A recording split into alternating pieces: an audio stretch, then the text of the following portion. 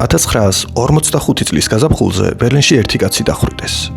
როცა მისი ცხედარი იპოვეს, ტანსაცმელში ციხეში დაწერილი ლექსების ხელნაწერი აღმოაჩინეს.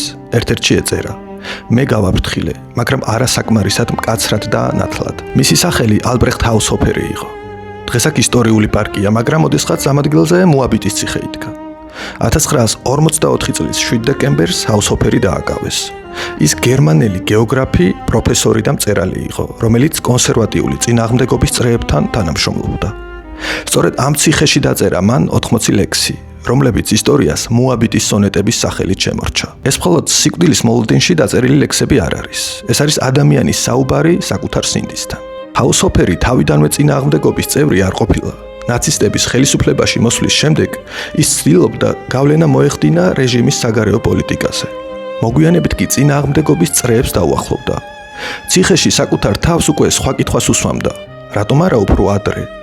მის ყველაზე ცნობილ სონეტს შულდ ბრალი ჰქვია. იქ წერს: მე უფრო ადრე უნდა გამეცნობიერებინა ჩემი მოვალეობა. უბედურებისთვის უფრო მკაფიოდ უნდა დამერქმია უბედურება. და ბოლოს, დღეს უკვე ვიცი რა შევიყავი დამნაშავე. 1945 წლის აპრილში საბჭოთა არმია უკვე ბერლინისთვის იბრძოდა. ნაცისტური რეჟიმის დასასრული ახლოვდებოდა. მაგრამ 22-დან 23 აპრილის ღამეს ჰაუსჰოფერი და სხვა პოლიტიკური პატიმრები ციხიდან გამოიყვანეს და დახვრიტეს.